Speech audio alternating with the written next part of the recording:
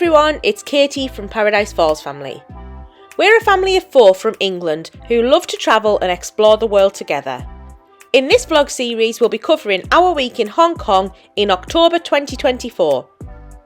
We've broken the series down into several videos covering different aspects of our trip, including the city itself, practical tips for a family trip to Hong Kong, and our time in Macau and Disneyland, so make sure to subscribe to our channel to catch all of this. In this video, we'll start off looking at our time in the city, giving an overview of our time and some of the things we got up to. We've broken it down into 2 parts and will include lots of top travel tips as usual. But we'll follow with a full vlog later in the series on some of the more practical aspects of visiting Hong Kong as a family, before we move on to our time in Macau and Disneyland. This was our first time heading east and visiting Asia. It's somewhere we've always wanted to travel to, as Hong Kong looks to be a fascinating and exciting place to visit. But we wanted to wait until the kids were a little bit older before we attempted a holiday here, as it's a little bit more outside of our comfort zone, with a completely different culture, food and time difference, etc. We decided that this was the year to give it a try and booked a week-long trip over the October school half-term through Kowloon. A lot of people thought we were mad going this far for just a week, but we did this intentionally as we wanted to make this a shorter trip, with it being our first time in Asia, kind of dipping our toes in with this first visit with the kids. Normally, we'd book a trip like this ourselves and just book the flights and hotels separately. However, when we visit somewhere new for the first time that we don't really know a lot about, we sometimes use a travel agent or tour operator just for that safety net really. We went to Kowloon to ensure we got the best possible service and support, and the price seemed pretty reasonable compared to what we'd priced up ourselves. We split our time with 3 nights in the city and 3 at Disneyland, just to make it a little bit easier. To save a bit of money, we used some of our DVC points to book our Disneyland hotel, which I'll explain more about later in the series, and then booked our flights and hotel in the city with Kowloon. This came out to around £5,000, but we did book one of the top hotels and upgraded to a harbour view, as we intentionally wanted a really good hotel to ensure we'd be very comfortable and well looked after. So this was a bit more expensive than you need to spend really. You can get much cheaper hotels and deals if you shop around, and knowing the city a bit better now, we'd definitely be comfortable doing this next time. Our flights were with Cathay Pacific, direct from Manchester Airport Terminal 2. Manchester Airport gets a bit of a bad rap usually, and to be honest, despite us living so close, we're not usually massive fans. But we were really impressed with Terminal 2. We'd got a cheap parking deal in the multi-storey over the road for just £100 for the week, so we could walk to check-in. We sailed through check-in, security, and the terminal itself was lovely. Loads of shops and restaurants, and we had a really nice meal at San Carlo. The flight itself was fine. It took around 12 hours. We departed at 11:15 AM and landed at 6:45 AM Hong Kong time. We've never flown with Cathay Pacific before, and we really enjoyed it. The seats had plenty of room, it was great in-flight entertainment, including live football, which we thought was incredible, and the staff were lovely. We also got seats reserved together as a family without having to pay, which is always appreciated. The only dampener on the way out was that there was a really large group, we think they were a brass band, who were heading out on tour, so the flight was a bit more rowdy than expected. They managed to drink the plane dry of all of the beer on board. But we were still really comfortable. Because we were travelling across so many time zones and arriving early in the morning, the lights were turned down for most of the flight, like a night flight, to help people get some rest. But setting off at 11 AM, we weren't able to get much sleep at all, so we were pretty tired on landing. Fortunately, the package with Kowloon included private transfers, which was a great little extra, and our driver was waiting for us at the terminal and whisked us off into the city.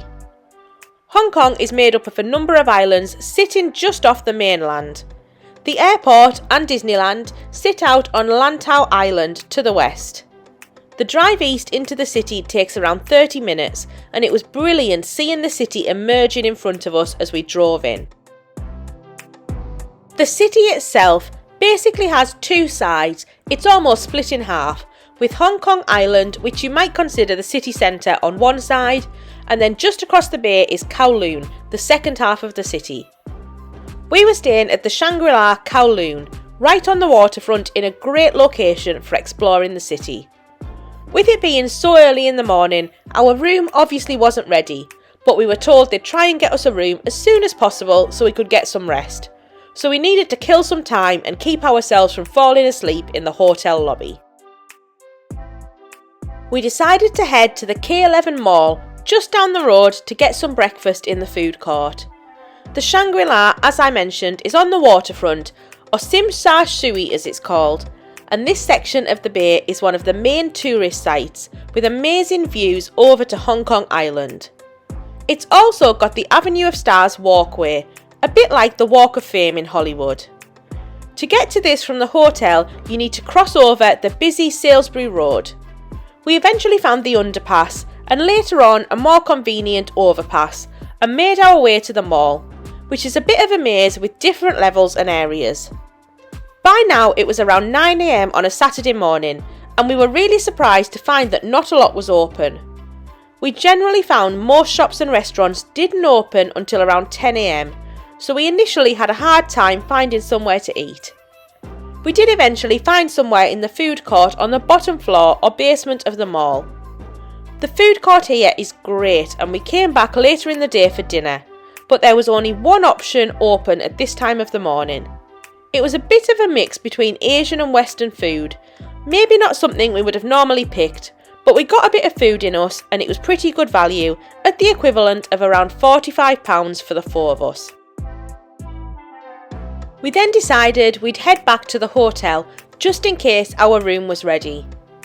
We didn't have the energy to stay and shop, but unfortunately the room still wasn't ready, so we decided to chill out in the hotel pool. The pool here is indoor on one of the lower floors below the lobby in the spa.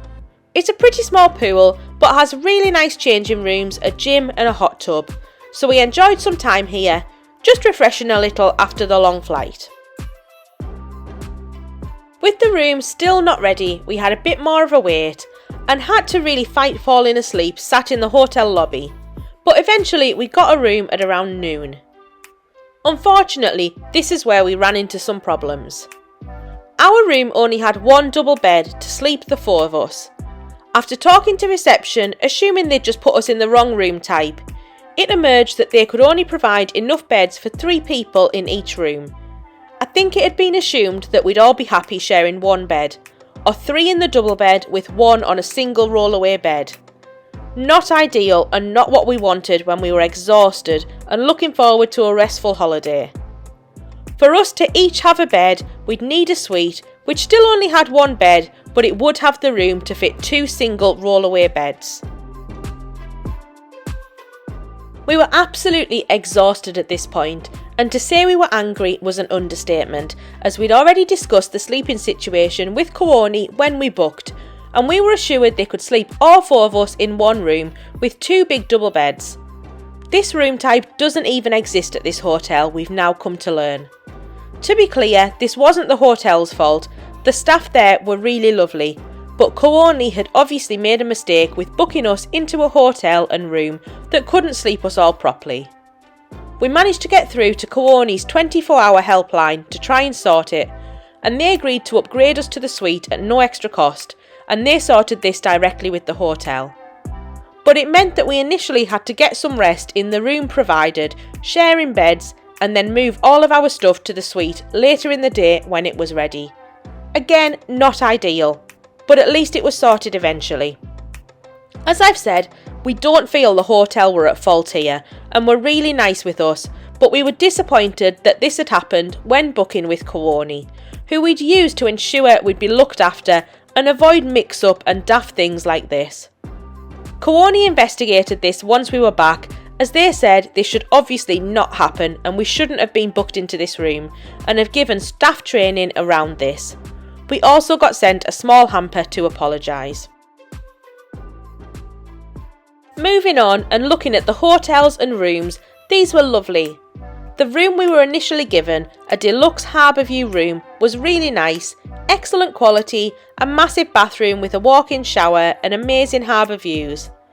The suite we were then moved to was even nicer.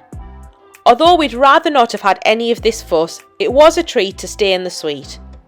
This came with a massive bedroom and a second huge living room where we put the 2 roll-away beds for the kids. Both of these had large TVs and were brilliant, very clean, high quality, just a lovely place to stay. The bathroom again was massive with a lovely bath, walk-in shower and loads of nice toiletries. There was also a second smaller bathroom with a toilet and a little kitchen as well. We were provided with slippers, kimonos and welcome snacks and gifts too, so it was a fantastic room and hotel, and we'd recommend it as a brilliant place to stay in Hong Kong. I've already mentioned the pool, but the rest of the hotel as well was fantastic. The lobby is spectacular, with a brilliant cafe serving lots of Halloween themed treats and several restaurants to choose from. We didn't actually eat in any of these when we were here, just because of timing really, but the Cafe Cool buffet restaurant did look really good, with lots of Western food options as well to cater for everyone. The hotel also went all out for Halloween, with decorations, a photo op area, themed dining and Halloween baskets for the kids on arrival. I might even do a standalone vlog on the hotel later in the series to go into more detail, as it really was a spectacular place to stay and somewhere we really loved and would love to return to one day. So after getting a few hours sleep and sorting out our new room, we had a bit more energy to go out and explore a bit. It was around 7 PM by now and our sleep was obviously all messed up, so we didn't want to go too far. We decided we'd walk along the waterfront to see some of the Avenue of the Stars. This is basically a lovely waterfront promenade with views across the city and various tributes to different film stars, including a really cool statue of Bruce Lee. The walk takes you around the K11 Mall and then on past the Hong Kong Museum of Art and the Hong Kong Cultural Centre. If you keep going, there's a raised pier for brilliant photos of the city, and you eventually reach the Star Ferry Pier and the old clock tower. It's all very walkable, but this evening we didn't quite make it that far. The kids were excited to go back and spend some time in the mall. There's a whole area dedicated to kids' shops, which looked like their dream, so we headed in here and had more of a look around. Hong Kong was amazing for shopping. The number of malls and shops was incredible. This worked well for us because Eva is 11 and loves shopping, and Finley was desperate to buy as many Pokemon cards as he could. So we found that we could mix up shopping and sightseeing, so there was something for everyone. Of the many malls we visited on this trip, the K11 Mall was probably one of our favourites. It was pretty high-end in large parts, but still had a good mix, like the kids area and the food court, so it does have something for everyone. It's incredibly modern, very Instagrammable, and a fantastic place to visit with a lot going on. For the kids, there's a Lego Discovery Centre, a huge play area, and loads of shops like Toys R Us and sweet shops, and we spent quite a bit of time here. We also headed down to the food court for dinner, given it was right there and we knew there were loads of options. It was much busier now, with limited seating, but we got a spot and enjoyed some local food, the kids having rice and chicken, and we found they adapted really well to the food here. Again, it was pretty good value at the equivalent of around £30 for all of us.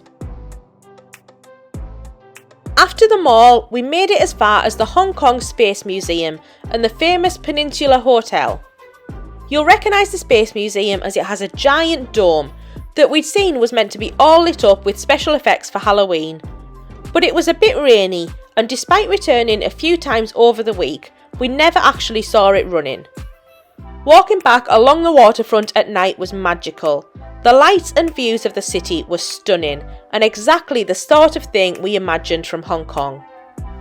With it being the Saturday before Halloween, there were also loads of people out in fancy dress and trick-or-treating.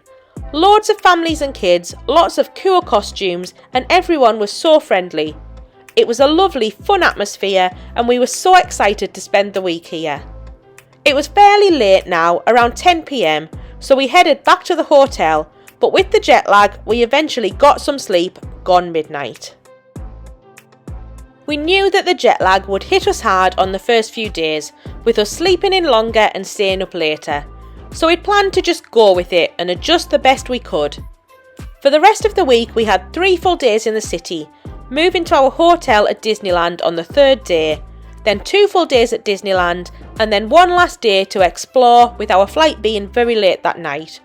So overall it broadly worked out at 4 days in the city and 2 at Disneyland. For our first day, we intentionally didn't book anything in the morning as we let ourselves lie in and recharge. There's no point waking up early and being exhausted all day. We instead planned on doing the Ngong Ping 360 cable car later that afternoon. This takes you up to Ngong Ping Village and is in the hills and the big Buddha that you've probably seen loads of photos of already. The cable car is out near the airport, so we'd originally planned to do this on our very last day when we were out at Disneyland and near the airport anyway. It would have fit perfectly. But unfortunately it was closing on the Monday for a week for maintenance, which meant we had to visit on our first day, the Sunday, if we wanted to go. We booked our tickets through the tour provider Klook in the end. We'd seen them recommended by a lot of people. Basically they're another company like Viator or Get Your Guide, but they look to have really good coverage in Asia. We could have booked directly through the Ngong Ping website, but these tickets seemed to be timed, whereas the Klook tickets were untimed, so gave us more flexibility. There are a few different packages and different things you can add on, as well as a choice of cable car. They offer a glass bottom cable car called a Crystal Cabin, and then an all glass cable car called Crystal Plus. However, these cost a bit more and are less frequent. We weighed it up and decided we'd just go for a standard cabin in the end to try and avoid waiting around. The tickets through Klook for a return trip to the village on the cable car were around £75 for a family of 4, so pretty good value. I've included a link to the package in the description below this vlog. With flexible tickets, it took the pressure off getting out of the room early, and we slept in really late due to the jet lag, leaving the room just after midday. We decided we'd head over to Hong Kong Island and get the metro or the MTR from Central Station out to Tung Chung Station and use the cable car. To use the metro, you need an octopus card.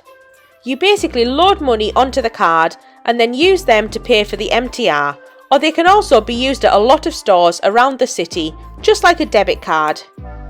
You can also use an app on your phone, but as there were 4 of us and we didn't all have phones, we decided it'd be easier to get the physical cards. I'll talk a bit more about octopus cards throughout the series, but they're sold at various spots around the city. We decided to head for the tourist office at the Star Ferry terminal to buy ours, just a short walk along the waterfront again. The office is pretty small and not immediately obvious, but the staff were lovely and so helpful. However, we couldn't buy the kids' tickets from here, so they told us to get the ferry across to Hong Kong Island and buy them on the other side at the Octopus booth at Pier 6. The Star Ferry is an old, traditional and iconic ferry that goes back and forth across the bay every few minutes. You can buy tickets at a booth in the terminal for around 50p per person, and then you take the short journey across the bay.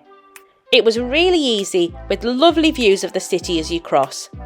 It did get a little bit choppy and queasy, but it only lasted a few minutes, so was fine. We got our octopus cards. I think these cost about £65 for the 4 of us, but came preloaded with a chunk of money, so the actual cards themselves didn't cost much. It was around £20 of the price of this.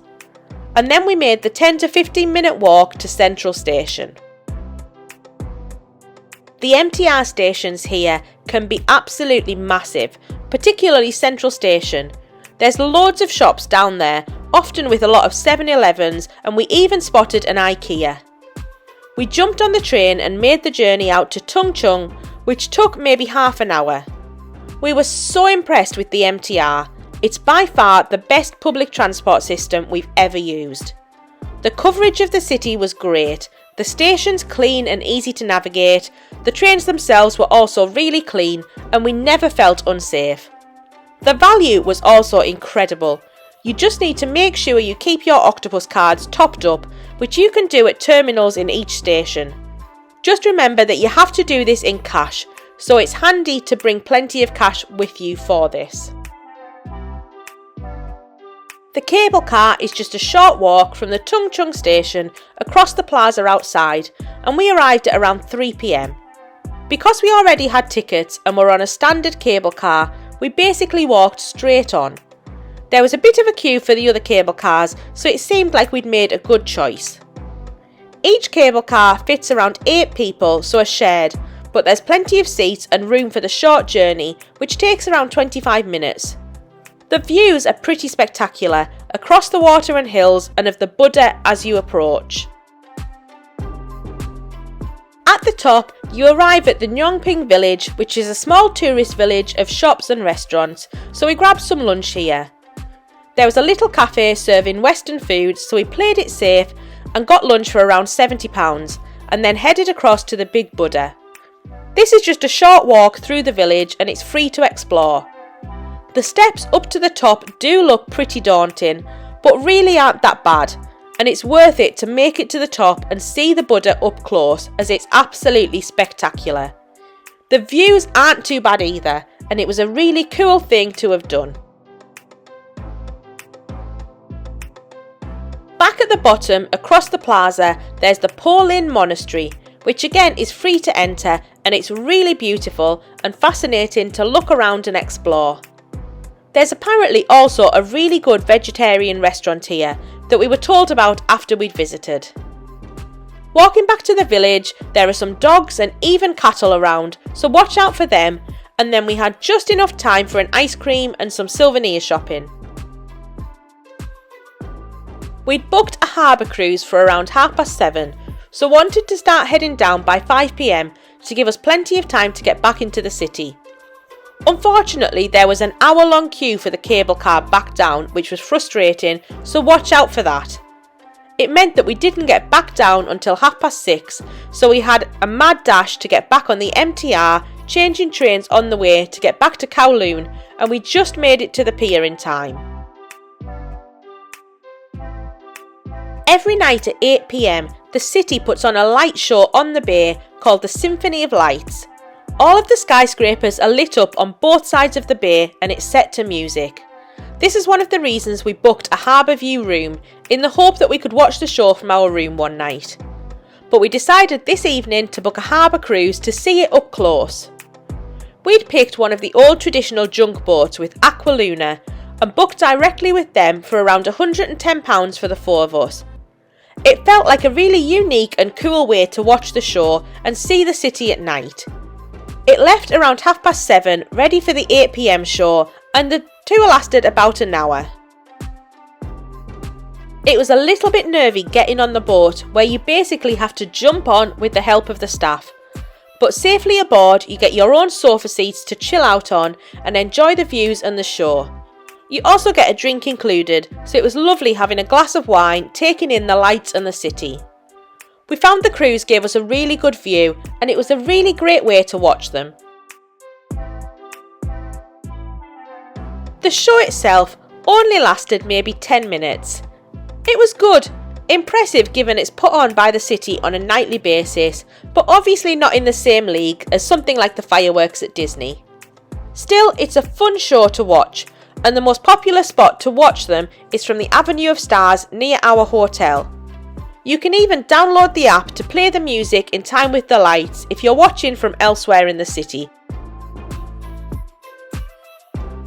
Back on dry land, we headed to the Harbour City Mall, which is just a bit further around from the Star Ferry terminal and was probably our favourite mall of the whole trip. It's absolutely massive, with hundreds of shops, and it's probably a bit less high-end than some of the other malls. Highlights for us were Toys R Us again, Bath & Body Works and Sasa, Eva's new favourite shop, which is basically a beauty shop, a bit like Superdrug. They do have a cheesecake factory which we were heading for, but with our timings all off, they closed before we arrived, and instead we grabbed some dinner at a little cafe called Ink down on the waterfront near to the Space Centre. This did Western food like burgers, fish and chips, and it was really good. It was late by now, but the walk back along the front was fine. Even though we were out really late, we never felt unsafe, and it was a lovely walk back to our hotel. We managed to get to bed just before midnight this time, slowly shifting ourselves onto Hong Kong time. The next morning we were up a bit earlier and had decided that we were going to go for a day trip across to Macau, another region of China, and famous as basically being the Las Vegas of Asia. We were on the ferry there by around 11 AM, but I'll cover our day in Macau in a separate vlog later in the series. Make sure to catch that as we had a brilliant day and really loved it in Macau. Our ferry arrived back into Hong Kong a bit before 7 PM, and we decided we'd go and see the Temple Street Night Market. This is billed as one of the top things to do in the city, so we wanted to make sure we gave it a try. The night market is on the Kowloon side of the bay, just a little north of our hotel and the waterfront. It basically sits between the Yau Ma Tai and Jordan MTR stations and just off the main street of Nathan Road, famous for its shopping and lights. We decided we'd have a quick McDonald's at the station for speed and convenience, and then we'd get the train from the ferry terminal on Hong Kong Island up to Yau Ma Tai.